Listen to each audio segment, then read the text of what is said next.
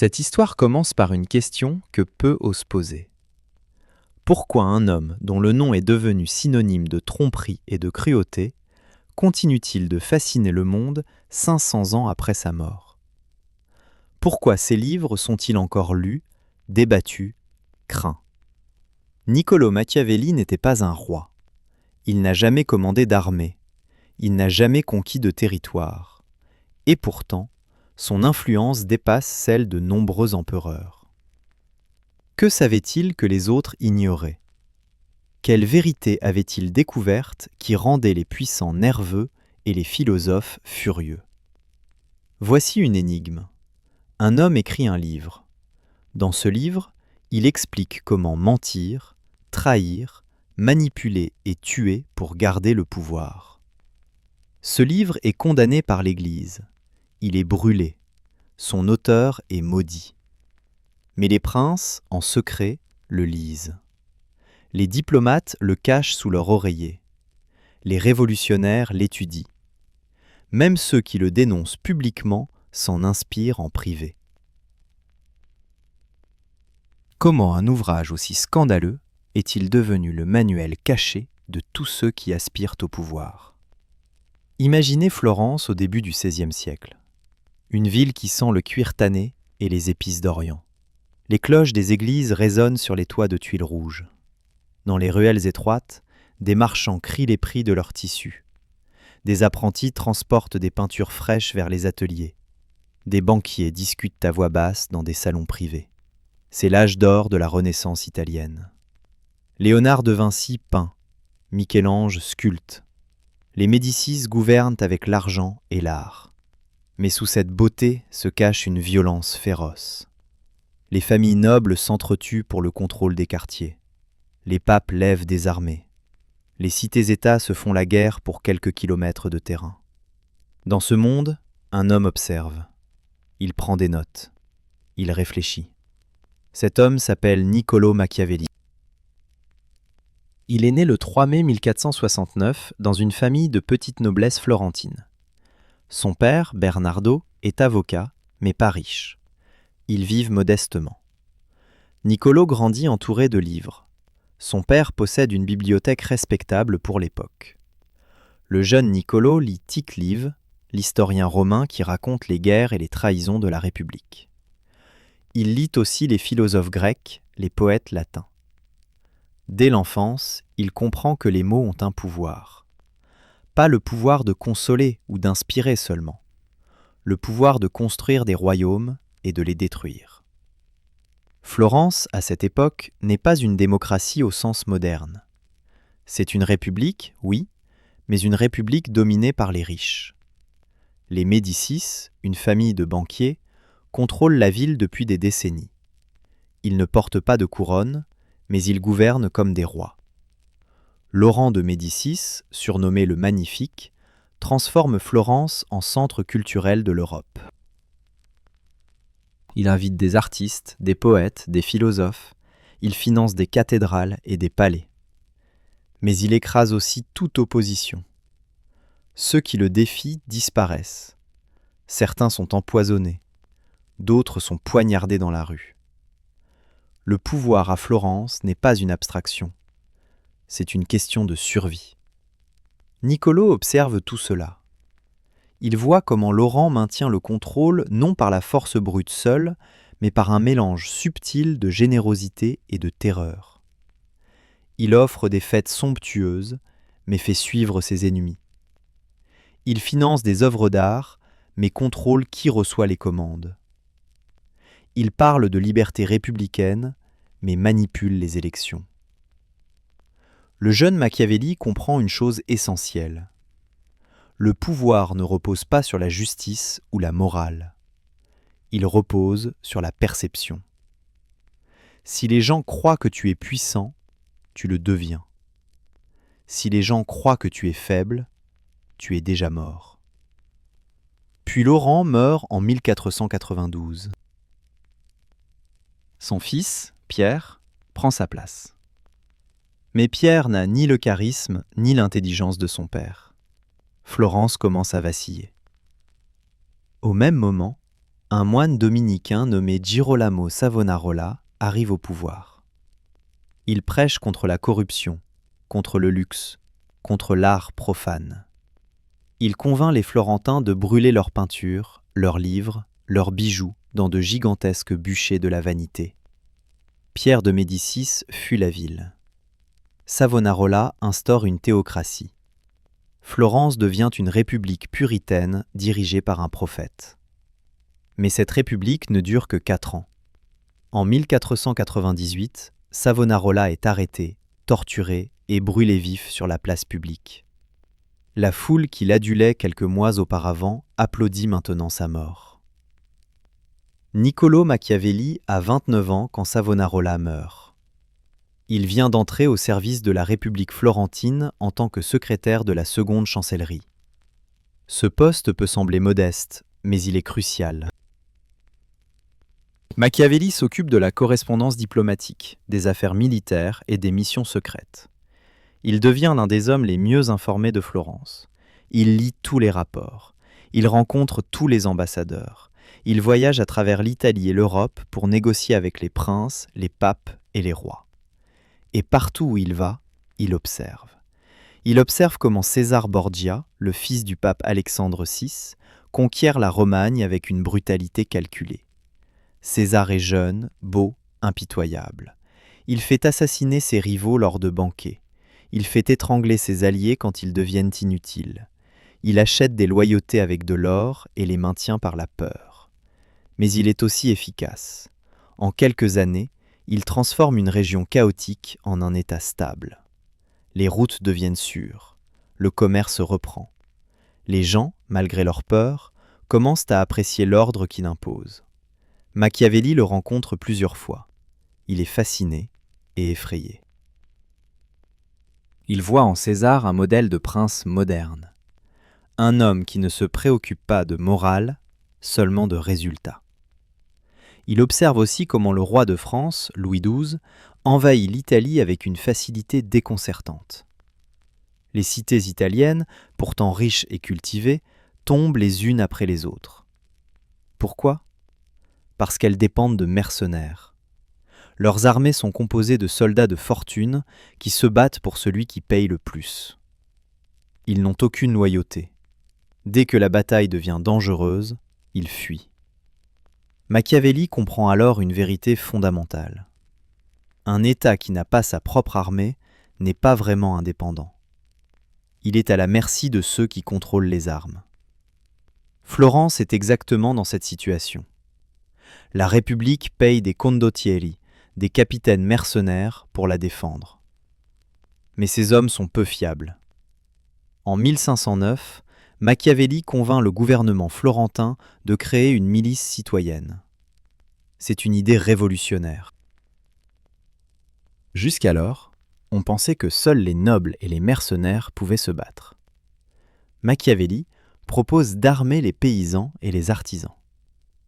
Il organise l'entraînement, rédige les règlements, supervise les exercices. La milice n'est pas parfaite, mais elle fonctionne. En 1509, elle aide Florence à reconquérir la ville rebelle de Pise après des années de guerre. C'est le plus grand succès de Machiavelli. Il a prouvé que ses idées ne sont pas seulement théoriques, elles marchent. Mais le succès attire l'envie. Les Médicis, exilés depuis 1494, veulent revenir au pouvoir. Ils ont des alliés puissants. Le pape Jules II, puis son successeur Léon X, qui est lui-même un Médicis, soutiennent leur retour. En 1512, une armée espagnole envahit la Toscane au nom du pape. Florence résiste, mais pas longtemps.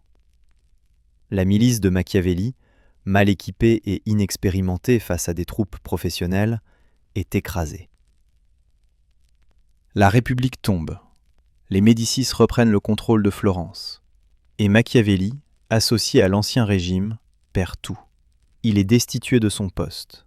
On lui interdit d'entrer au Palazzo Vecchio, le siège du gouvernement où il a passé 14 ans. On lui confisque ses biens. Puis, en 1513, on l'accuse de complot contre les Médicis. L'accusation est fausse, basée sur le nom trouvé dans une liste de conspirateurs présumés. Mais la vérité importe peu. Il est arrêté, emprisonné et soumis à des sévices. Les autorités recourent à la strappado, un supplice judiciaire alors utilisé à Florence, afin d'arracher des aveux. Machiavelli endure plusieurs séances. Il ne dit rien parce qu'il n'y a rien à dire. Il n'y a pas de complot. Finalement, à l'occasion de l'élection du nouveau pape, une amnistie générale est proclamée. Machiavelli est libéré, mais il est brisé, physiquement, moralement, financièrement. Il se retire dans sa petite propriété rurale de Sant'Andrea in Percussina, à quelques kilomètres de Florence. C'est une maison modeste, entourée de vignes et de champs.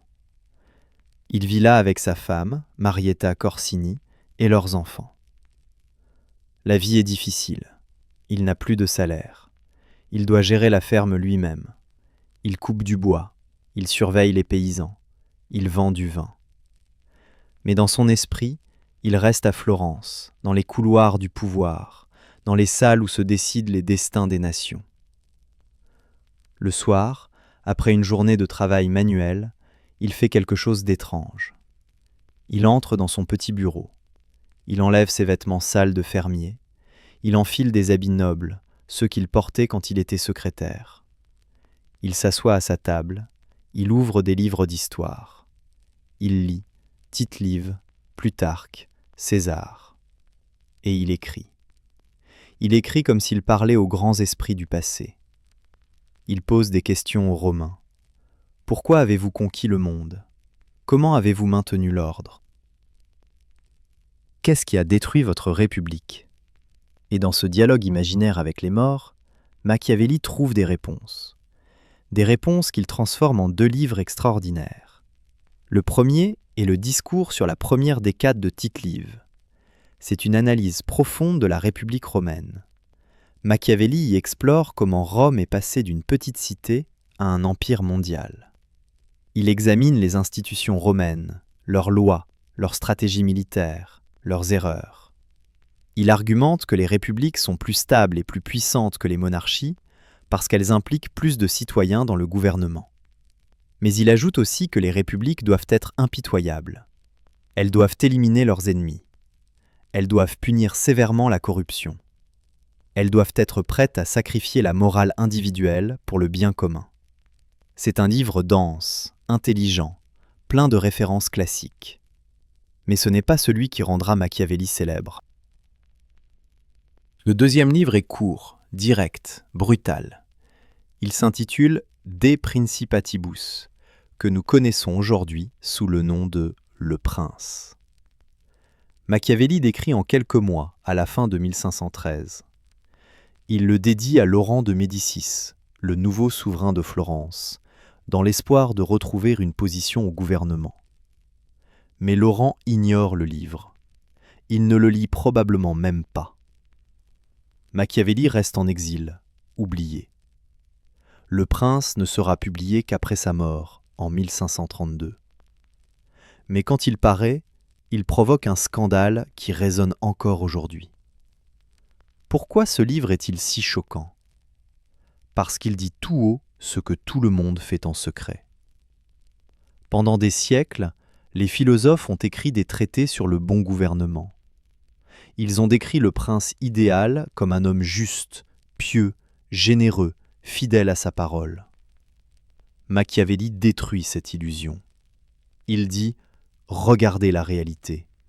Les princes qui suivent ces vertus perdent le pouvoir et meurent. Ceux qui mentent, trahissent et tuent au bon moment survivent et prospèrent. » Ce n'est pas une célébration du mal. C'est une description froide de ce qui fonctionne. Le prince commence par une classification des types d'États. Il y a les républiques et les principautés. Les principautés peuvent être héréditaires ou nouvelles. Machiavelli se concentre sur les principautés nouvelles parce que ce sont les plus difficiles à maintenir. Un prince héréditaire hérite de la loyauté de ses sujets. Un prince nouveau doit la créer de toutes pièces. Comment ? Machiavelli donne des conseils pratiques. Si tu conquiers un territoire, tu dois soit y vivre toi-même, soit le détruire complètement, soit laisser les structures locales intactes. Ne jamais faire les choses à moitié. La modération en politique est une faiblesse. Il parle des princes qui ont acquis leur pouvoir par la fortune et de ceux qui l'ont gagné par la virtu. La virtu, dans le vocabulaire de Machiavelli, ne signifie pas vertu morale. Elle signifie capacité, compétence, force de caractère.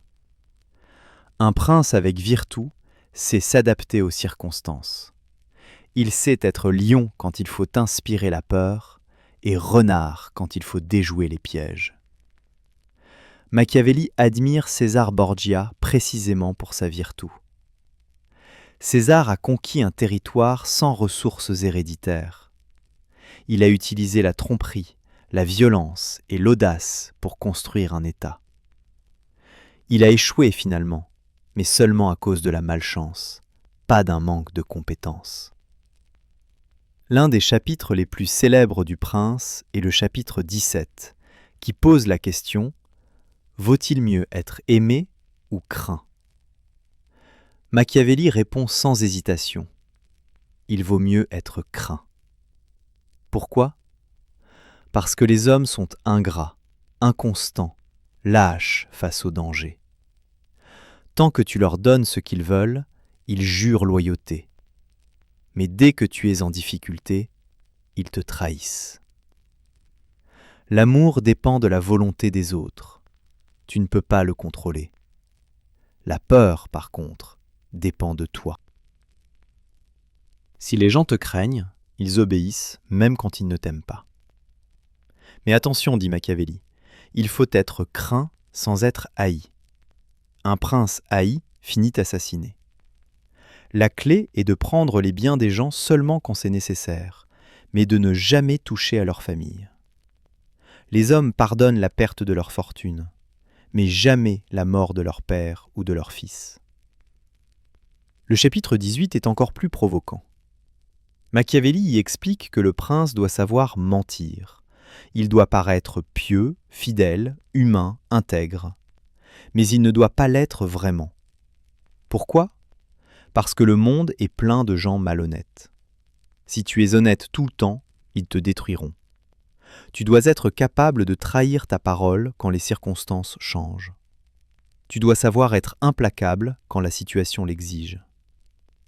Machiavelli donne l'exemple du pape Alexandre VI. Alexandre a menti toute sa vie. Il a rompu tous ses serments.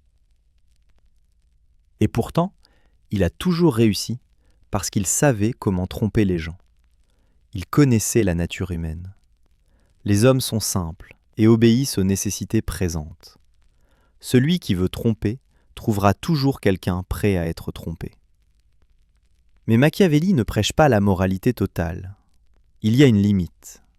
Le prince ne doit jamais agir par cruauté gratuite. Toute violence doit être utile. Elle doit servir à stabiliser l'État. Machiavelli distingue entre cruauté bien utilisée et cruauté mal utilisée. La cruauté bien utilisée est celle qu'on inflige une seule fois, au début, pour éliminer tous les ennemis potentiels. Ensuite, on gouverne avec justice. La cruauté mal utilisée est celle qui augmente avec le temps. Un prince qui torture et tue constamment crée une spirale de peur et de rébellion. Ses sujets finissent par se révolter ou par l'assassiner. La violence, pour Machiavelli, est un outil, pas un plaisir. Le Prince contient aussi des chapitres sur la guerre. Pour Machiavelli, la guerre n'est pas une interruption de la politique normale. Elle est la continuation de la politique par d'autres moyens. Un prince doit toujours être prêt à se battre. Il doit étudier l'art militaire, même en temps de paix. Il doit entraîner ses soldats. Il doit inspecter son territoire pour connaître chaque colline, chaque rivière, chaque forêt. Cette connaissance peut sauver sa vie. Machiavelli critique sévèrement les princes qui dépendent de mercenaires. Les mercenaires ne se battent que pour l'argent. Ils n'ont aucun intérêt à mourir pour toi. Une armée composée de citoyens, par contre, se bat pour défendre leur maison, leur famille, leur patrie.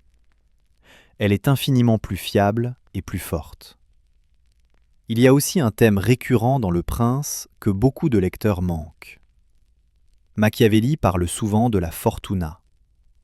La fortuna, dans sa pensée, est la chance, le destin, les forces imprévisibles qui influencent nos vies. Il compare la fortuna à une rivière en crue. Quand elle déborde, elle détruit tout sur son passage. On ne peut pas l'arrêter. Mais on peut construire des digues et des canaux avant qu'elle ne déborde. De la même manière, un prince sage prépare l'avenir. Il ne peut pas contrôler tous les événements, mais il peut créer des structures qui limitent les dégâts.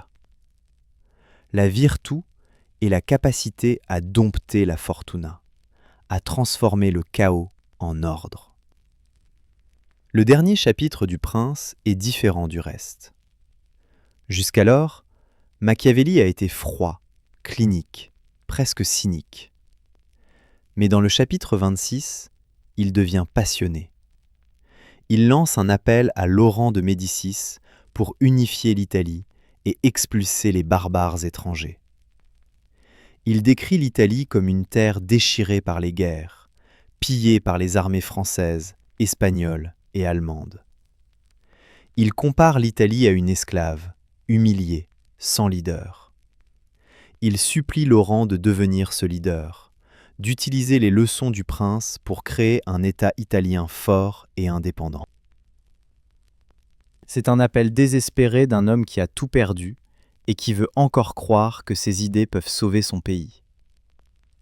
Mais Laurent ne répond pas. Le prince reste dans un tiroir pendant des années. Machiavelli continue à écrire d'autres œuvres. Il écrit une histoire de Florence, commandée par les Médicis. Il écrit des comédies, dont La Mandragore, une pièce hilarante et cynique sur l'adultère et la tromperie. Il écrit des poèmes. Il cherche désespérément à retrouver une position officielle.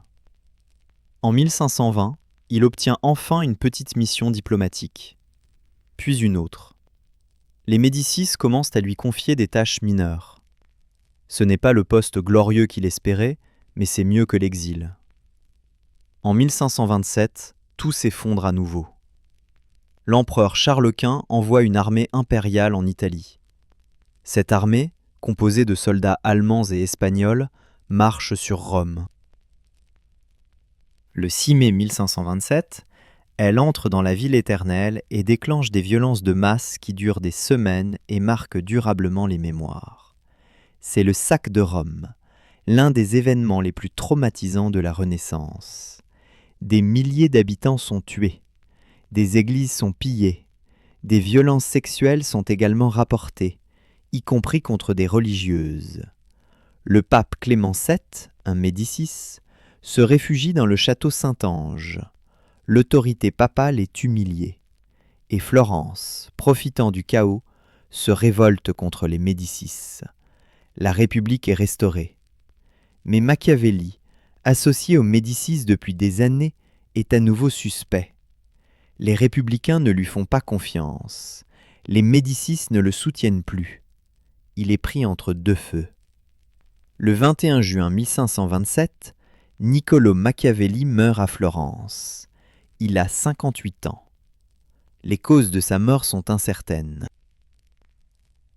Certains disent qu'il est mort d'une maladie, peut-être une péritonite. D'autres murmurent qu'il a été empoisonné. Personne ne sait vraiment. Ce qui est certain, c'est qu'il meurt pauvre, oublié, sans avoir vu ses idées appliquées. Il est enterré dans l'église Santa Croce, à Florence, où reposent aussi Michel-Ange et Galilée. Mais pendant longtemps, sa tombe n'a pas de monument. Ce n'est qu'au XIXe siècle qu'on lui érigera un mémorial. Le prince, quant à lui, commence une vie étrange après la mort de son auteur. Il est publié en 1532. Immédiatement, il déclenche des réactions violentes. Les humanistes chrétiens sont horrifiés. Comment peut-on écrire un tel livre ? Comment peut-on conseiller au prince de mentir, de trahir, de tuer ? N'est-ce pas diabolique ? Le cardinal anglais Reginald Pole appelle Le Prince un livre écrit par le doigt de Satan. En 1559, l'Église catholique place Le Prince à l'index des livres interdits. Le posséder devient un péché.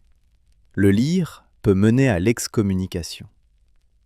Mais interdire un livre ne fait que le rendre plus désirable. Des copies circulent clandestinement à travers l'Europe. Les princes les lisent en secret. Les diplomates les cachent dans leurs bagages. Les étudiants les copient à la main. Le nom de Machiavelli devient synonyme de ruse et de tromperie. On invente même un mot, machiavélique. En anglais, le terme « Old Nick », une manière de désigner le diable, est parfois associé à Machiavelli. Les dramaturges anglais, comme Shakespeare et Christopher Marlowe, créent des personnages machiavéliques, des méchants intelligents, manipulateurs, sans scrupules. Richard III, Iago dans Othello, ce sont des figures machiavéliennes. Elles complotent, mentent, tuent sans remords. Mais quelque chose d'étrange se produit au fil du temps.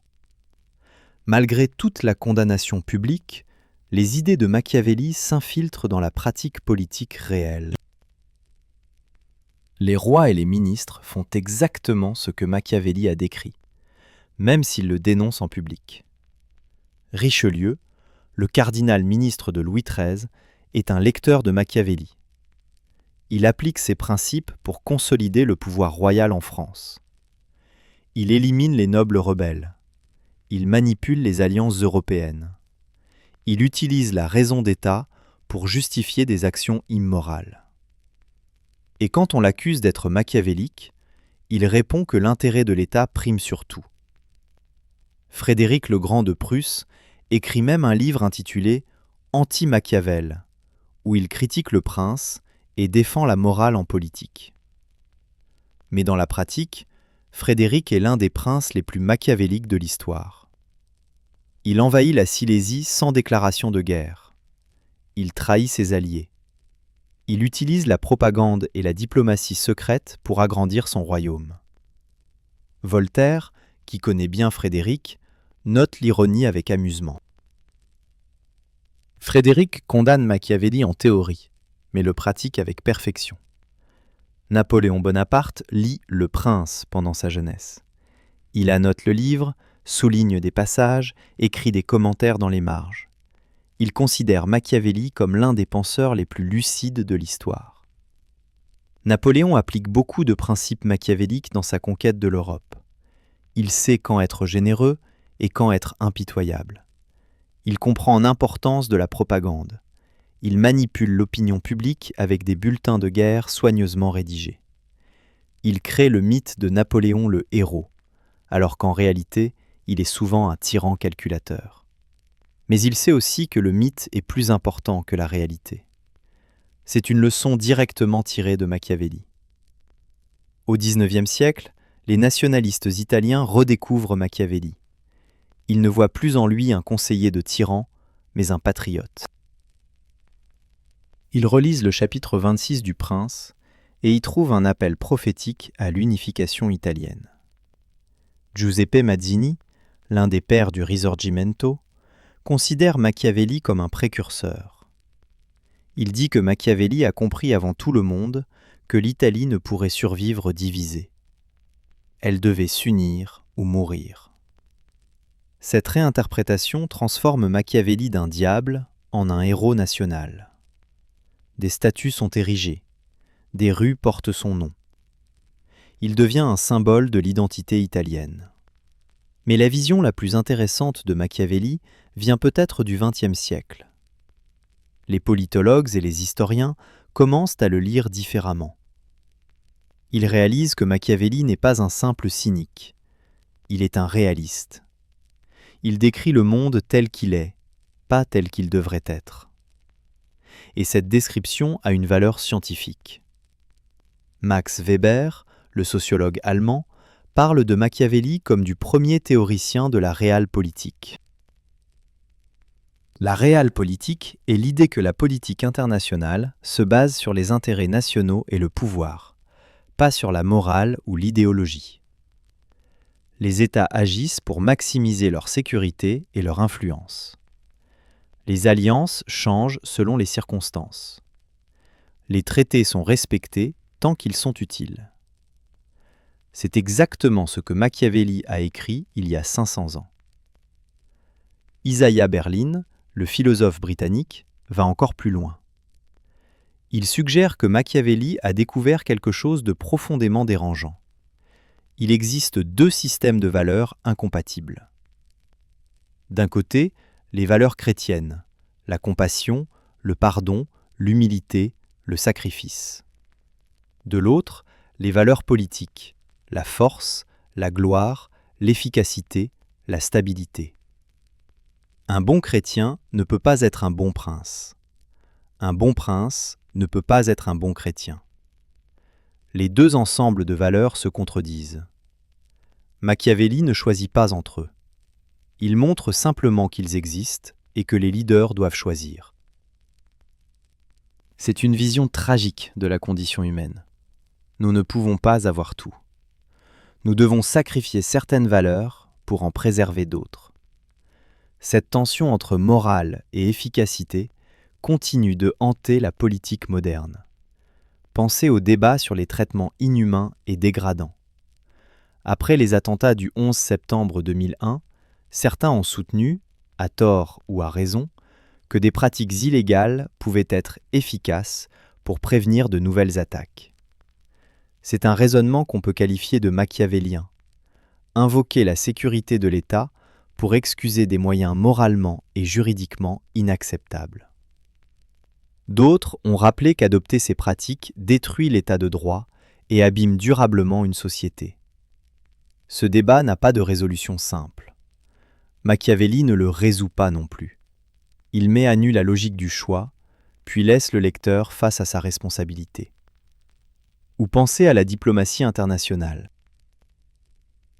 Les démocraties occidentales font régulièrement affaire avec des dictatures.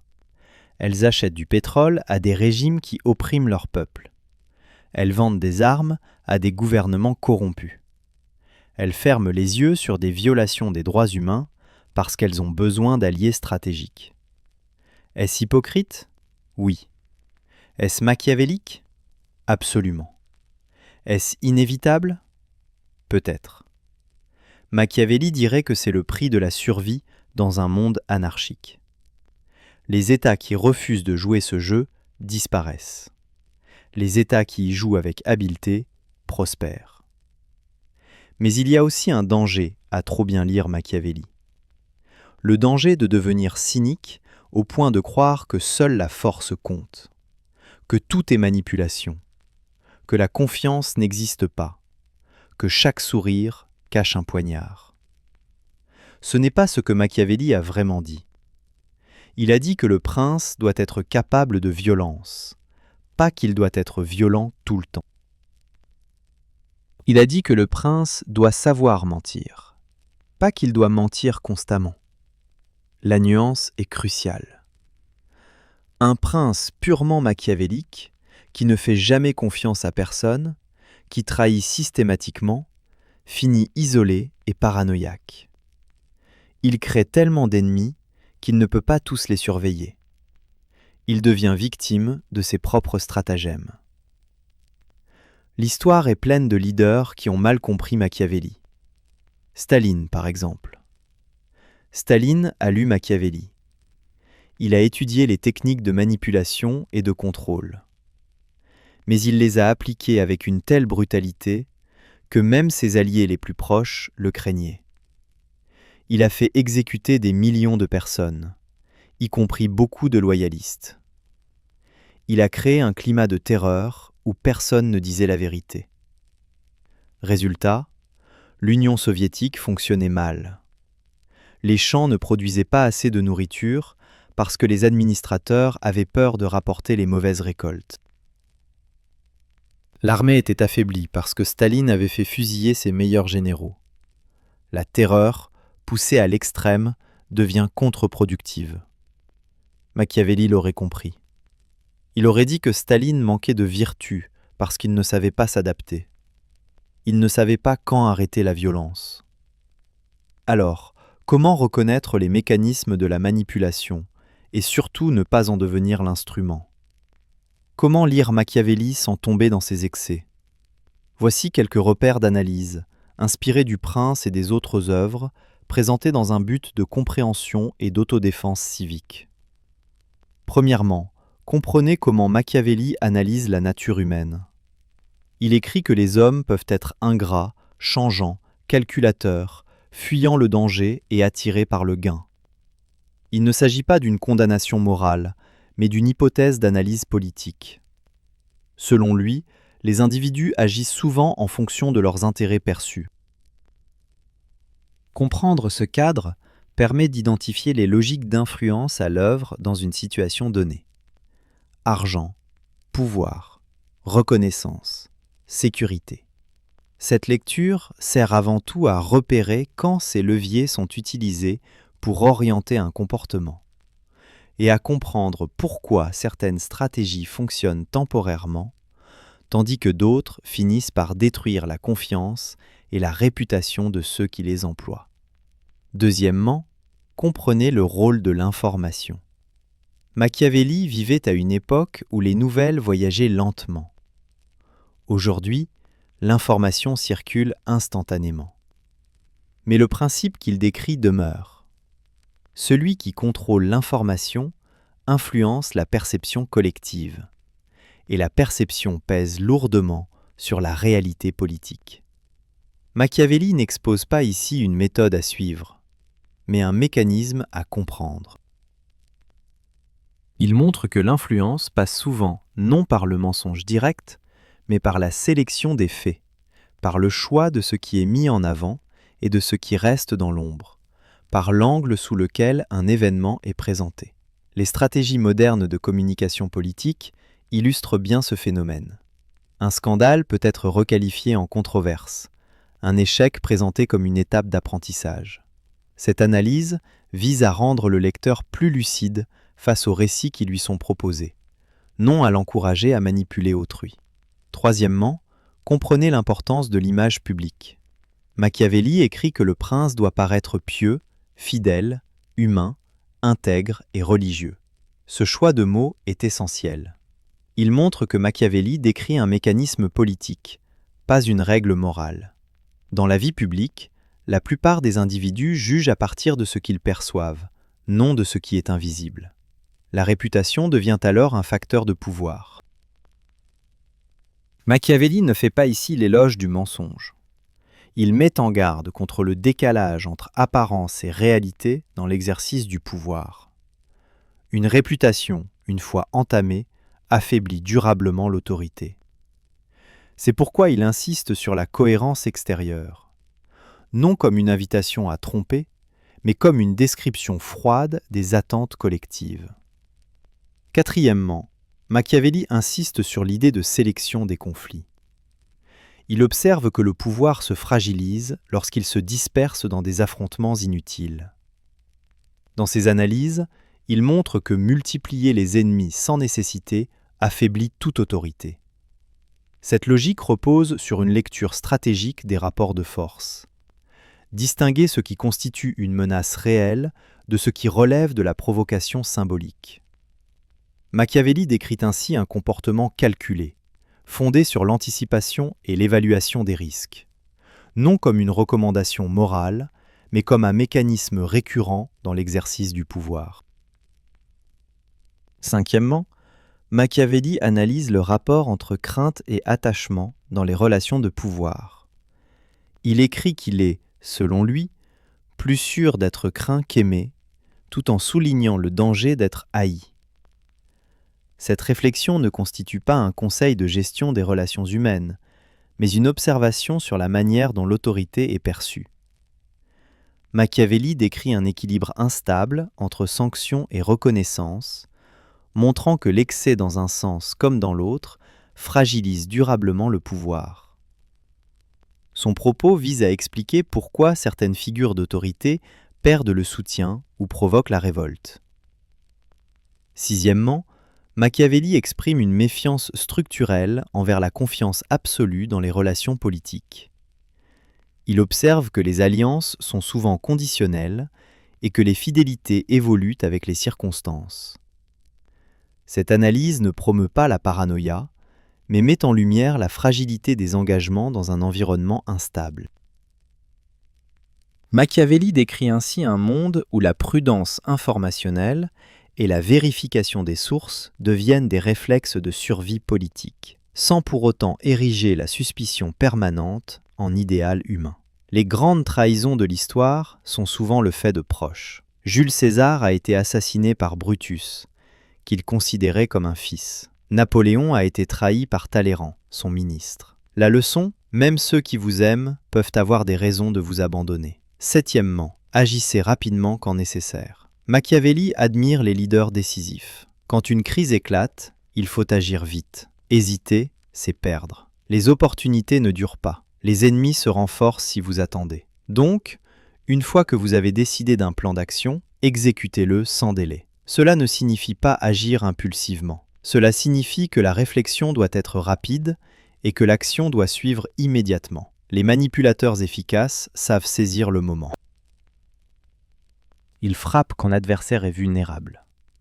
Ils négocient quand l'adversaire est désespéré. Le timing est tout.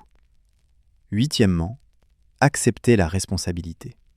Même si vous manipulez, même si vous utilisez des moyens discutables, assumez les conséquences. Ne blâmez pas les autres pour vos échecs. Machiavelli méprise les princes faibles qui accusent la fortune quand les choses tournent mal. Un vrai leader prend la responsabilité. Cela renforce votre autorité. Les gens respectent quelqu'un qui accepte ses erreurs et qui apprend. Un manipulateur qui rejette toujours la faute finit par perdre toute crédibilité. Neuvièmement, étudiez l'histoire. Machiavelli a passé sa vie à lire les classiques.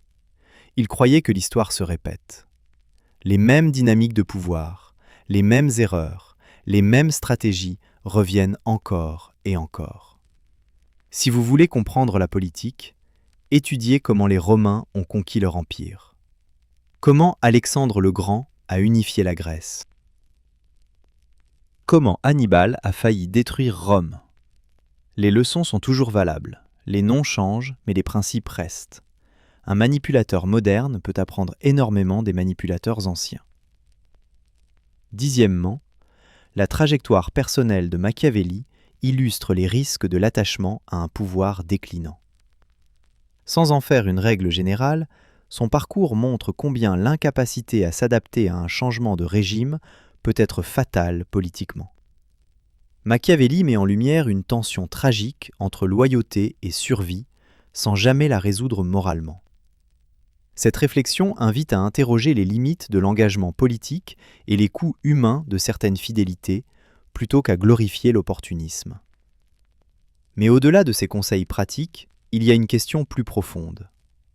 Devriez-vous vraiment devenir un maître des manipulations ? Est-ce que manipuler les autres en vaut la peine ? Machiavelli ne répond pas à cette question. Il ne porte pas de jugement moral. Il dit simplement « Voici comment le monde fonctionne. Voici ce que font les gens qui réussissent.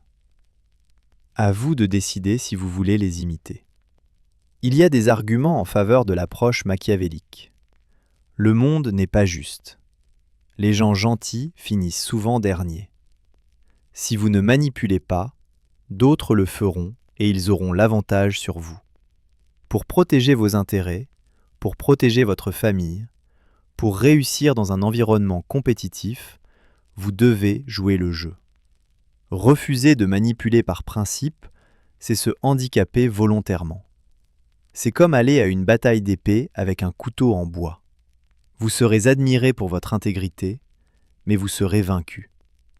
Mais il y a aussi des arguments contre. La manipulation crée un monde toxique.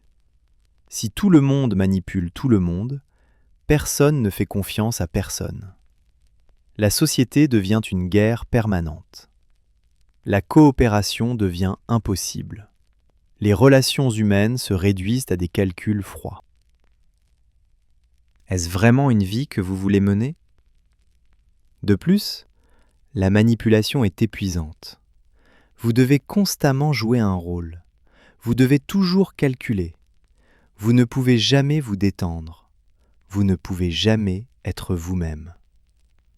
Les masques que vous portez finissent par devenir votre visage. Vous perdez votre identité au profit de votre persona. Et puis, il y a le problème de la fin. Machiavelli dit que les moyens immoraux peuvent être justifiés par une fin noble. Mais comment savoir si votre fin est vraiment noble ? Beaucoup de tyrans ont cru sincèrement qu'ils travaillaient pour le bien commun.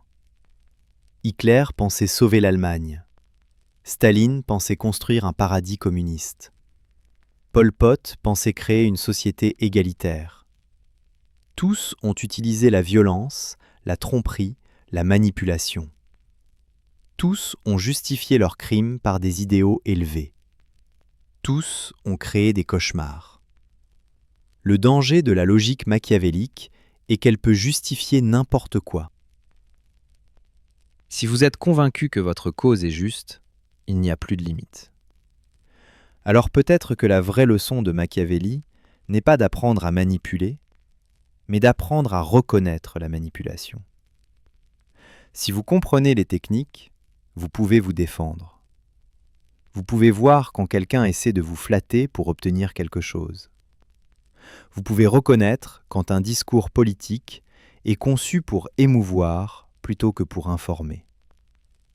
Vous pouvez identifier les fausses promesses, les pièges rhétoriques, les stratégies de diversion.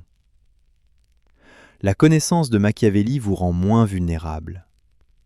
Elle vous donne les outils pour naviguer dans un monde où beaucoup de gens jouent selon ses règles. Il est aussi intéressant de noter que Machiavelli lui-même n'a jamais été un grand manipulateur. Il était honnête, parfois trop. Il disait ce qu'il pensait, même quand cela le mettait en danger. Il n'a pas réussi à naviguer les intrigues politiques de Florence. Il a perdu son poste, a été torturé, exilé. S'il était vraiment un maître des manipulations, il aurait su s'adapter au retour des Médicis. Il aurait su se rendre indispensable. Mais il ne l'a pas fait. Peut-être parce qu'au fond, malgré son cynisme apparent, il croyait encore en quelque chose. Il croyait en Florence. Il croyait en l'Italie. Il croyait que ses idées pouvaient améliorer le monde. Cette croyance l'a empêché de devenir le pur cynique qu'on imagine. Et c'est peut-être la plus grande ironie de Machiavelli. L'homme dont le nom est synonyme de tromperie était incapable de tromper efficacement. L'homme qui a écrit le manuel du pouvoir n'a jamais eu de pouvoir réel.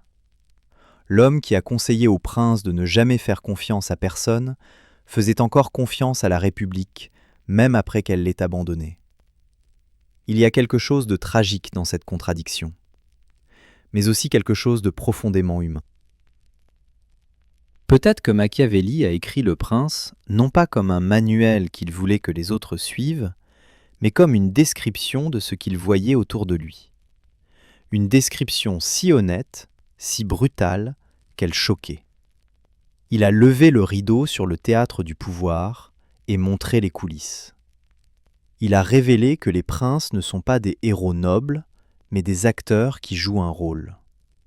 Que la politique n'est pas une quête de justice, mais un jeu de pouvoir. Et pour cette honnêteté, il a été maudit. Mais son honnêteté a aussi assuré son immortalité.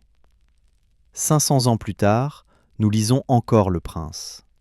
Nous débattons encore de ses idées. Des millions de personnes qui ne connaissent pas Aristote ou Platon connaissent Machiavelli. Son nom est entré dans le langage commun. Ses concepts sont enseignés dans les universités. Ses livres sont traduits dans toutes les langues. Il a perdu les batailles de son vivant, mais il a gagné la guerre de l'histoire. Et cette victoire pose une dernière question. Pourquoi ? Pourquoi un livre si scandaleux, si immoral selon beaucoup, continue-t-il de fasciner ? Une réponse possible est qu'il touche à quelque chose d'universel. La tension entre l'idéal et le réel. Entre ce que nous voulons que le monde soit et ce qu'il est vraiment. Nous aimerions croire que la bonté triomphe toujours, que les méchants sont punis, que la justice prévaut. Mais l'expérience nous enseigne le contraire. Les méchants prospèrent souvent, les bons souffrent. La justice est rare. Machiavelli nous force à regarder cette réalité en face. Il ne nous dit pas que c'est bien, il ne nous dit pas que c'est inévitable. Il nous dit simplement « Voilà comment ça marche ». Maintenant, qu'allez-vous faire ? Cette question reste ouverte. Chaque génération doit y répondre à nouveau. Dans les années 30, face à la montée du fascisme et du nazisme, certains ont dit qu'il fallait appliquer Machiavelli, que les démocraties devaient être impitoyables avec leurs ennemis. D'autres ont dit que devenir comme les nazis signifiait avoir déjà perdu. Dans les années 60, pendant la guerre froide, les deux camps ont joué selon des règles machiavéliennes. Espionnage, coup d'État, assassinat, propagande. La fin justifiait les moyens. Ou du moins c'est ce qu'ils disaient. Aujourd'hui, à l'ère des fake news et de la manipulation des réseaux sociaux, les techniques machiavéliennes sont plus sophistiquées que jamais. Les gouvernements et les entreprises utilisent des algorithmes pour influencer nos opinions. Ils savent exactement quel message nous touche. Ils peuvent cibler nos peurs, nos espoirs, nos préjugés. C'est Machiavelli à l'ère numérique. Mais il y a aussi une résistance. Des gens qui refusent de jouer ce jeu. Des lanceurs d'alerte qui révèlent les secrets. Des journalistes qui enquêtent malgré les menaces. Des citoyens qui exigent la transparence. Des mouvements sociaux qui dénoncent la corruption. Cette résistance prouve que l'approche machiavélique n'est pas la seule possible, que d'autres chemins existent, qu'on peut choisir l'intégrité même si c'est plus difficile. Et peut-être que c'est la vraie leçon finale de Machiavelli. Non pas que vous devez manipuler, mais que vous devez choisir, consciemment, en connaissance de cause, avec les yeux ouverts sur les conséquences. Si vous choisissez d'être honnête dans un monde de menteurs, vous paierez un prix, mais vous garderez votre âme. Si vous choisissez de manipuler pour réussir, vous obtiendrez peut-être ce que vous voulez, mais vous perdrez quelque chose en chemin. La question n'est pas quelle option est meilleure dans l'absolu. La question est quelle option vous pouvez vivre avec. Machiavelli n'a jamais prétendu avoir toutes les réponses. Il a simplement posé les bonnes questions. Des questions qui dérangent. Des questions que nous préférerions éviter. Mais des questions nécessaires. Parce que ignorer ces questions ne les fait pas disparaître. Prétendre que la politique est pure et morale ne change pas le fait que beaucoup de leaders mentent et manipulent. Fermer les yeux ne vous protège pas. Cela vous rend seulement plus vulnérable. Alors étudiez Machiavelli. Lisez Le Prince. Mais lisez-le avec un esprit critique. Ne prenez pas tout au pied de la lettre. Comprenez le contexte. Machiavelli écrivait pour une Italie déchirée par la guerre, où la survie était incertaine. Ses conseils reflètent cette urgence. Dans un environnement plus stable, certaines de ses recommandations peuvent être excessives. Mais les principes de base restent pertinents. Comprendre le pouvoir, comprendre la nature humaine, comprendre que les apparences comptent, comprendre que la naïveté est dangereuse. Et rappelez-vous aussi les autres œuvres de Machiavelli. Le Prince n'est pas son seul livre. Dans les discours, il défend ardemment la République. Il argumente que la liberté et la participation citoyenne créent des États plus forts. Il admire Rome non pour ses empereurs, mais pour sa République. Il croit que les citoyens armés défendront leur patrie mieux que des mercenaires. Il croit que les lois justes créent l'ordre mieux que la tyrannie. Ces idées sont très différentes de celles du Prince. Elles montrent un Machiavelli plus complexe, plus nuancé. Un homme qui comprend la nécessité du pouvoir, mais qui préfère la liberté. Un homme qui accepte la violence, mais qui valorise la justice. Un homme plein de contradictions, comme nous tous. Peut-être que devenir un maître des manipulations n'est pas le vrai objectif.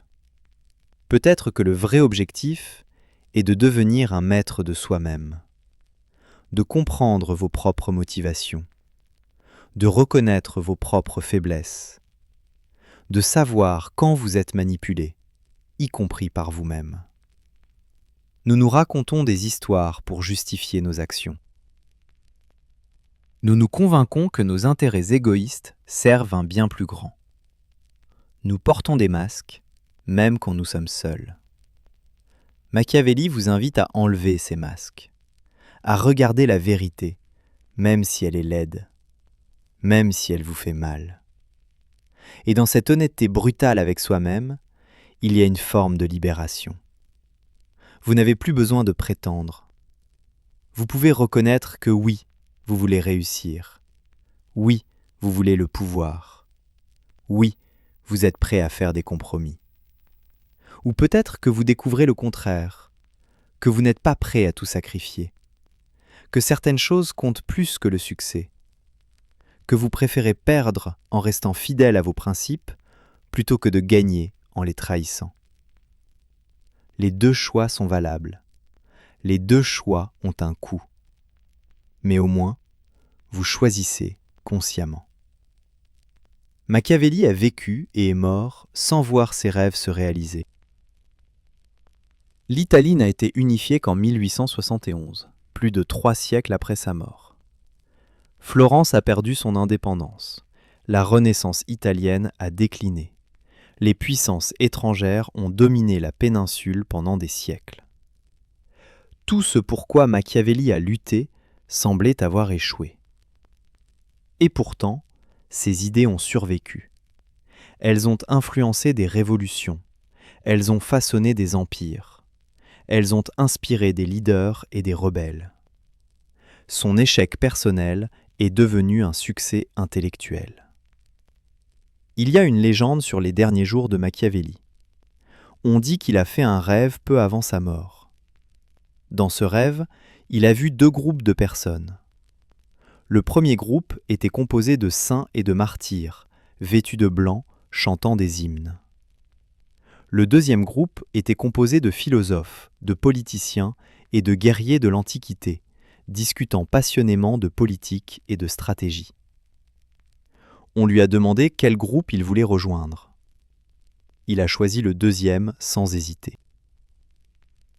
Quand on lui a demandé pourquoi, il a répondu « Je préfère aller en enfer pour discuter de politique avec les grands esprits de l'histoire que d'aller au paradis pour m'ennuyer avec les saints. » Cette histoire est probablement apocryphe, mais elle capture quelque chose d'essentiel sur Machiavelli. Il était fasciné par le monde terrestre, pas par le monde céleste. Il voulait comprendre comment les hommes agissent vraiment, pas comment ils devraient agir idéalement. Il préférait la vérité inconfortable au mensonge réconfortant. Et pour cela, il a payé le prix. Il a été condamné, exilé, oublié. Mais il a aussi été lu, étudié, débattu. Son influence dure encore. Alors, la prochaine fois que vous entendez quelqu'un parler de Machiavelli, ne pensez pas seulement au manipulateur diabolique.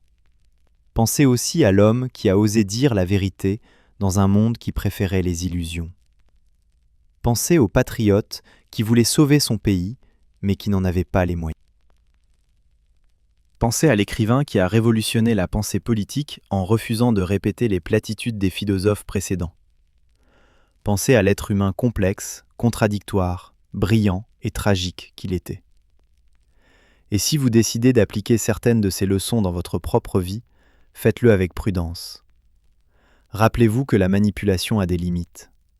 Rappelez-vous que la réputation, une fois perdue, est presque impossible à récupérer. Rappelez-vous que les gens ne sont pas des pions à déplacer sur un échiquier. Ils ont leur propre intelligence, leur propre volonté, leur propre capacité à vous surprendre. La plus grande erreur qu'un manipulateur peut faire et de sous-estimer ceux qu'il manipule.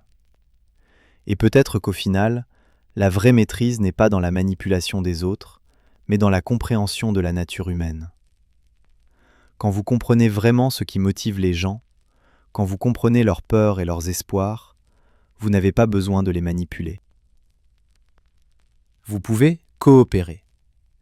Vous pouvez créer des situations où tout le monde gagne. Vous pouvez construire des relations basées non sur la tromperie, mais sur l'intérêt mutuel. C'est plus difficile que la manipulation pure. Cela demande plus d'intelligence, plus de patience, plus de créativité. Mais c'est aussi plus durable. Machiavelli vivait dans un monde de guerre constante, un monde où la trahison était commune, un monde où la confiance était rare. Dans un tel monde, ses conseils sont logiques. Mais nous ne vivons plus dans ce monde, du moins pas complètement. Nous avons créé des institutions, des lois, des normes qui limitent la violence et encouragent la coopération. Ces institutions sont fragiles, elles peuvent s'effondrer, mais elles existent, et elles changent les règles du jeu. Dans un monde avec des lois fonctionnelles, manipuler peut vous mener en prison. Dans un monde avec une presse libre, mentir peut détruire votre carrière. Dans un monde avec des réseaux sociaux, vos secrets peuvent être exposés à des millions de personnes en quelques heures. Les techniques machiavéliennes qui fonctionnaient au XVIe siècle peuvent échouer au XXIe. Le contexte compte. Adaptez-vous. Mais adaptez-vous aussi aux valeurs qui émergent. De plus en plus de gens valorisent l'authenticité. Ils se méfient des politiciens trop lisses. Ils préfèrent des leaders imparfaits, mais honnêtes. Cette tendance pourrait rendre le style machiavélique moins efficace. Ou peut-être que les nouveaux manipulateurs sauront jouer sur cette tendance. Ils simuleront l'authenticité. Ils créeront l'illusion de la vulnérabilité. Le jeu continue, les règles changent. En fin de compte, Machiavelli nous a légué un miroir. Un miroir qui reflète non pas ce que nous voulons être, mais ce que nous sommes. Regarder dans ce miroir est inconfortable. Nous préférerions voir un héros noble. Mais nous voyons un être humain imparfait, capable de grandeur et de bassesse, guidé par des intérêts égoïstes autant que par des idéaux élevés. C'est une vision désenchanteuse du monde. Mais c'est aussi une vision libératrice. Parce qu'une fois que vous acceptez cette réalité, vous pouvez travailler avec elle plutôt que contre elle. Et qui sait, peut-être que comprendre Machiavelli peut nous rendre meilleurs. Pas dans le sens de devenir des manipulateurs plus efficaces, mais dans le sens de devenir des citoyens plus vigilants, des électeurs moins crédules, des consommateurs moins manipulables, des individus plus autonomes. Si tout le monde connaît les techniques de manipulation, elles deviennent moins efficaces. C'est la version politique de la vaccination. Exposer les gens à de petites doses de manipulation dans un environnement contrôlé les immunise contre les formes plus virulentes. Alors, peut-être que le prince devrait être enseigné dans toutes les écoles. Pas comme un manuel à suivre, mais comme un texte à analyser, comme une vaccination intellectuelle. Montrez aux jeunes comment fonctionne le pouvoir. Montrez-leur les techniques de persuasion. Montrez-leur les pièges rhétoriques. Et puis donnez-leur le choix.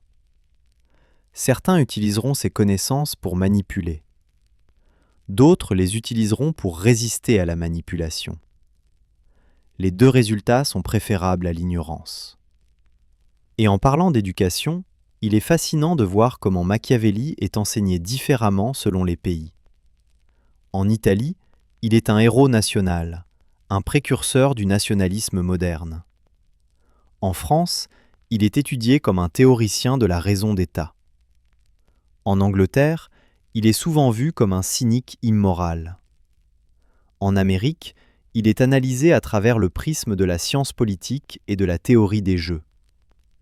Chaque culture projette ses propres valeurs sur Machiavelli. Chaque culture trouve dans ses textes ce qu'elle cherche. C'est le signe d'un penseur vraiment universel. Ses idées sont assez riches et ambiguës pour supporter de multiples interprétations. Il y a aussi un débat fascinant parmi les chercheurs. Était-ce que Machiavelli était sérieux quand il écrivait Le Prince ? Ou était-ce une satire ? Quelques penseurs ont argumenté que Le Prince est en fait une œuvre subversive, que Machiavelli voulait exposer les techniques des tyrans pour que le peuple puisse mieux se défendre, que c'était un manuel non pas pour les princes, mais contre les princes. C'est une interprétation séduisante. Elle transforme Machiavelli d'un cynique en un héros républicain. Mais la plupart des historiens rejettent cette théorie. Le texte est trop sincère. Les conseils sont trop pratiques. Si c'était de la satire, ce serait la satire la plus subtile et la plus ambiguë jamais écrite. Mais même si Machiavelli était sérieux, cela ne signifie pas qu'il approuvait tout ce qu'il décrivait. Un médecin qui décrit une maladie ne désire pas la maladie. Il veut la comprendre pour mieux la combattre. Peut-être que Machiavelli faisait de même avec le pouvoir. Il décrivait ses mécanismes non parce qu'il les aimait, mais parce qu'il voulait que les gens comprennent comment le pouvoir fonctionne vraiment. Comprendre, c'est le premier pas vers le contrôle. Et cette compréhension est plus importante que jamais aujourd'hui. Nous vivons dans une époque de polarisation politique extrême. Les fake news se propagent plus vite que la vérité. Les leaders populistes utilisent la peur et la colère pour mobiliser leur base. Les démocraties semblent fragiles. Dans ce contexte, les leçons de Machiavelli sont à la fois terrifiantes et nécessaires. Terrifiantes parce qu'elles montrent à quel point il est facile de manipuler les masses. Nécessaires parce qu'elles nous aident à reconnaître ces manipulations. Pensez aux techniques rhétoriques modernes. Le whataboutism, où on répond à une accusation en pointant vers une autre personne. La distraction, où on change de sujet quand la conversation devient inconfortable. Le mensonge flagrant répété jusqu'à ce que les gens commencent à douter de la vérité. L'appel aux émotions plutôt qu'à la raison. Le bouc émissaire, où on blâme un groupe vulnérable pour tous les problèmes. Toutes ces techniques sont machiavéliennes. Elles fonctionnent parce qu'elles exploitent des faiblesses de la psychologie humaine. Machiavelli aurait reconnu ces stratégies immédiatement. Il les aurait appelées par leur nom. Et il nous aurait avertis. Mais il nous aurait aussi rappelé que se plaindre ne suffit pas. Que l'indignation morale ne change rien. Que si vous voulez vaincre un manipulateur, vous devez le battre à son propre jeu. Vous devez être plus intelligent, plus rapide, plus déterminé. Vous devez comprendre ses motivations.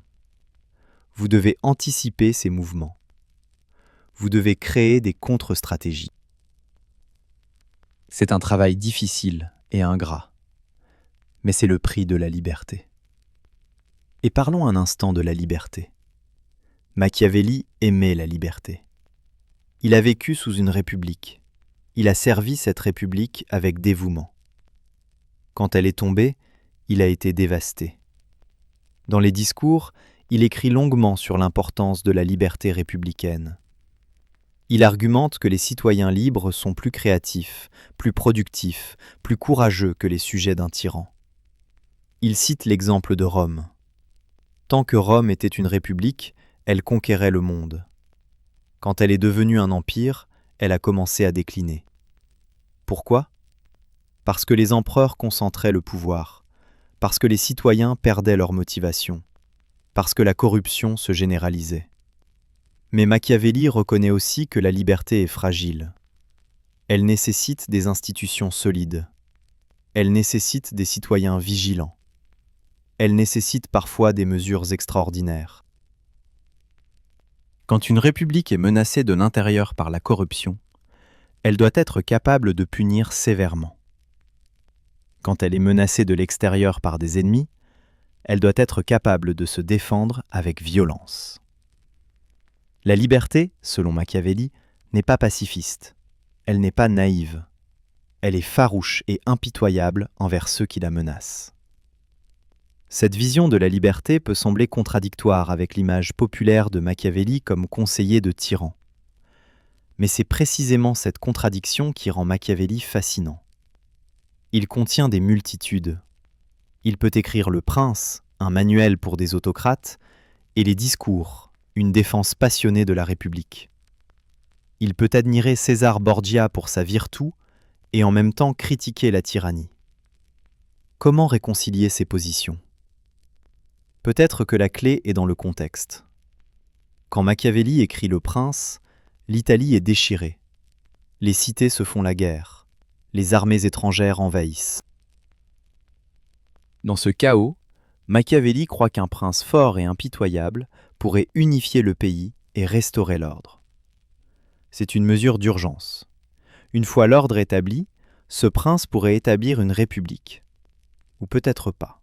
Machiavelli n'est pas clair sur ce point. Peut-être qu'il espérait simplement que quelqu'un, n'importe qui, mette fin au cauchemar de l'invasion et de la guerre civile. Mais dans les discours, il écrit pour une situation différente. Il imagine un État stable qui doit choisir la meilleure forme de gouvernement. Dans ce cas, Machiavelli préfère la République. Donc, peut-être que sa position est pragmatique plutôt qu'idéologique. Dans le chaos, un tyran peut être nécessaire. Dans la stabilité, une république est préférable. Cette logique revient à adapter les moyens au contexte, une approche souvent qualifiée de machiavélique. Et cette flexibilité nous ramène à la question centrale, qu'il faut formuler avec précision. Il ne s'agit pas d'apprendre à manipuler, mais de comprendre une logique du pouvoir telle que Machiavelli l'a décrit. Selon lui, l'acteur politique efficace est celui qui sait s'adapter aux circonstances et qui refuse d'être enfermé dans des règles rigides. Il oppose ainsi les morales absolues, ne jamais mentir, ne jamais employer la force, à une lecture réaliste des situations extrêmes. Machiavelli ne prescrit pas ces comportements. Il montre comment certains dirigeants les justifient lorsqu'ils estiment leur survie ou celle de l'État en jeu. Et il oblige le lecteur à réfléchir aux limites et aux conséquences de cette logique. Mais cette flexibilité a un coût. Si vous n'avez pas de principe fixe, qui êtes-vous ? Si vous changez de position selon les circonstances, quelle est votre identité ? Machiavelli lui-même a peut-être souffert de ce problème. Il servait la République, puis les Médicis, puis la République à nouveau. Il s'adaptait. Mais au final, personne ne lui faisait vraiment confiance. Les républicains le voyaient comme un serviteur des Médicis. Les Médicis le voyaient comme un républicain. Il était coincé entre deux mondes, n'appartenant pleinement à aucun. C'est peut-être le prix ultime de la manipulation. Vous gagnez en efficacité, mais vous perdez en authenticité. Vous obtenez du pouvoir, mais vous perdez des connexions humaines réelles. Vous survivez, mais vous ne vivez pas vraiment. Est-ce un prix que vous êtes prêt à payer ? Machiavelli l'a payé. Il est mort isolé, sans pouvoir, sans reconnaissance. Ses idées ont survécu, mais l'homme a souffert. Est-ce un modèle à suivre ? Peut-être que la vraie sagesse est de prendre ce qui est utile chez Machiavelli et de rejeter le reste. Prenez la compréhension de la nature humaine. Prenez la conscience que le monde n'est pas juste. Prenez la volonté de vous défendre contre ceux qui vous manipuleraient. Mais rejetez le cynisme total. Rejetez l'idée que tout le monde est égoïste et malhonnête. Rejetez la notion que la fin justifie toujours les moyens. Créez votre propre synthèse. Soyez réaliste, mais pas cynique. Soyez prudent, mais pas paranoïaque. Soyez fort, mais pas cruel. C'est facile à dire, difficile à faire. Trouver cet équilibre est le travail d'une vie. Mais c'est un travail qui en vaut la peine. Parce qu'au bout du compte, vous devez vivre avec vous-même. Vous devez vous regarder dans le miroir chaque matin. Et si vous voyez quelqu'un que vous méprisez, tout le pouvoir du monde ne vous rendra pas heureux. Machiavelli, malgré tous ses défauts, avait une qualité rare, l'honnêteté. Il a dit des choses que les gens ne voulaient pas entendre. Il a refusé de les embellir. Il a écrit ce qu'il pensait être vrai, même si cela le rendait impopulaire. Cette honnêteté brutale est une forme de courage. Peut-être que c'est la qualité à imiter. Pas sa volonté de manipuler, mais sa volonté de dire la vérité. Soyez honnête avec vous-même. Reconnaissez vos motivations. Si vous voulez le pouvoir, admettez-le. Si vous voulez la richesse, reconnaissez-le. Si vous voulez la reconnaissance, avouez-le. Ne vous racontez pas d'histoire. Ne prétendez pas que vous êtes motivé uniquement par l'altruisme si ce n'est pas vrai. Cette autoconnaissance est le fondement de toute vraie maîtrise. Vous ne pouvez pas maîtriser les autres si vous ne vous maîtrisez pas d'abord vous-même. Et cette maîtrise de soi est peut-être la plus grande leçon de Machiavelli. Non pas comment manipuler les autres, mais comment se comprendre soi-même. Comment reconnaître ses propres illusions. Comment voir clair dans ses propres motivations. Parce que nous nous mentons à nous-mêmes plus que nous ne mentons aux autres. Nous justifions nos actions égoïstes avec de nobles raisons. Nous attribuons nos succès à notre mérite et nos échecs à la malchance. Nous nous voyons comme les héros de notre propre histoire, alors que les autres nous voient différemment. Machiavelli vous force à confronter ces illusions. Il vous demande « Pourquoi faites-vous vraiment ce que vous faites ? Est-ce pour le bien commun ou pour votre propre avantage ? » Les deux réponses sont acceptables, mais soyez honnête. Parce que si vous ne comprenez pas vos propres motivations, comment pouvez-vous comprendre celles des autres ? Et si vous ne comprenez pas les motivations des autres, comment pouvez-vous les influencer ? Alors voilà le dernier conseil. Si vous voulez devenir un maître des manipulations, commencez par vous connaître vous-même. Étudiez vos réactions. Notez ce qui vous énerve, ce qui vous attire, ce qui vous fait peur.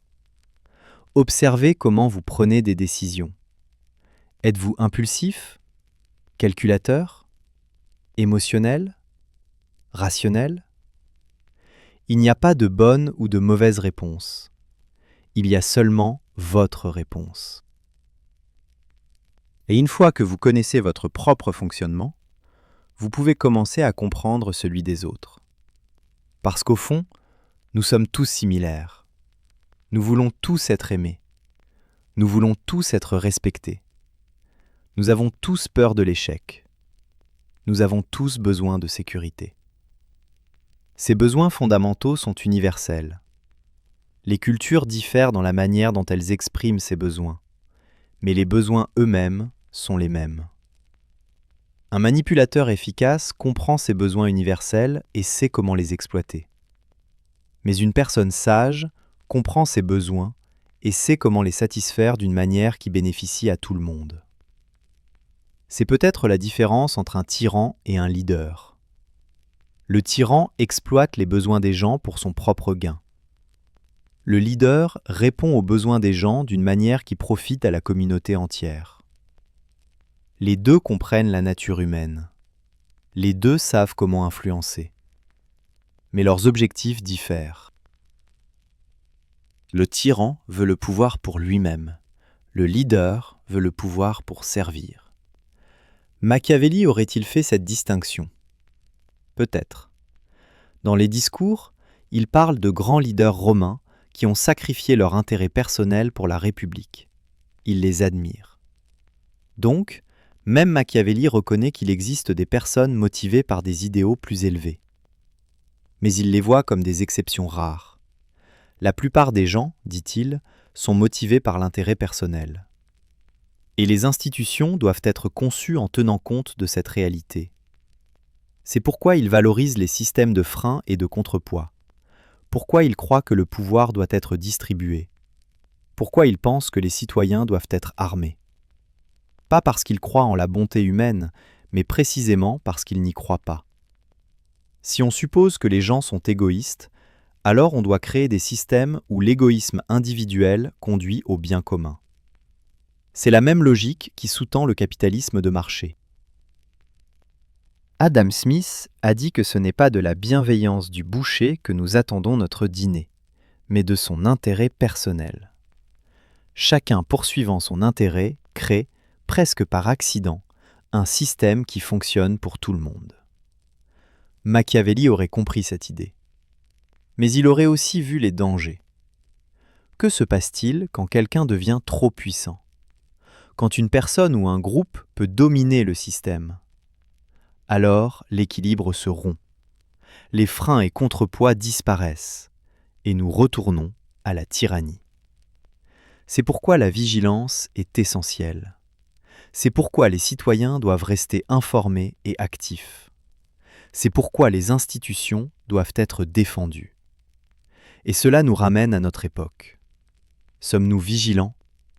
Défendons-nous nos institutions? Ou sommes-nous devenus complaisants? Machiavelli dirait probablement que nous sommes trop confiants, que nous tenons la démocratie pour acquise, que nous oublions à quel point elle est fragile, que nous ne réalisons pas qu'elle peut s'effondrer en quelques années si nous ne faisons pas attention. Les signes d'alerte sont là. L'érosion de la confiance dans les médias, la polarisation politique croissante, l'utilisation de la désinformation comme arme, l'affaiblissement des normes démocratiques. Machiavelli aurait reconnu ces symptômes. Il aurait dit « Votre République est en danger. Agissez maintenant, avant qu'il ne soit trop tard. » Mais que pouvons-nous faire? Individuellement, nous semblons impuissants face à ces forces massives. Machiavelli répondrait « Chaque grand mouvement commence par des individus.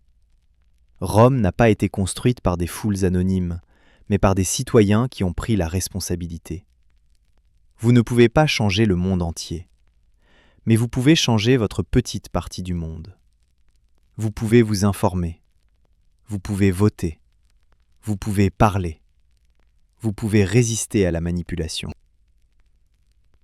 Et si suffisamment de gens font de même, le système peut se corriger. C'est un message d'espoir, étrangement, venant de quelqu'un considéré comme le prophète du cynisme. Mais Machiavelli n'était pas vraiment cynique. Il était réaliste. Et le réalisme n'exclut pas l'espoir. Il l'ancre seulement dans la réalité. L'espoir basé sur l'ignorance est naïf. L'espoir basé sur la compréhension est puissant. Alors comprenez le monde. Comprenez comment le pouvoir fonctionne. Comprenez comment les gens sont manipulés. Comprenez vos propres vulnérabilités. Puis agissez en conséquence. Ne soyez pas une victime passive. Ne soyez pas non plus un manipulateur sans scrupules. Soyez un acteur conscient et informé. Faites des choix délibérés. Acceptez les conséquences. Et souvenez-vous toujours que vous n'êtes pas seul. Machiavelli se sentait seul dans son exil. Il pensait que personne ne comprenait ses idées. Mais il avait tort. Des millions de personnes à travers les siècles ont lu ses livres, ont débattu de ses idées, ont été influencés par sa pensée. Il fait partie d'une conversation qui dure depuis 500 ans et qui continuera longtemps après nous. Nous sommes tous des participants à cette conversation. Nous ajoutons tous notre voix, même si elle est petite. Votre voix compte. Vos choix comptent.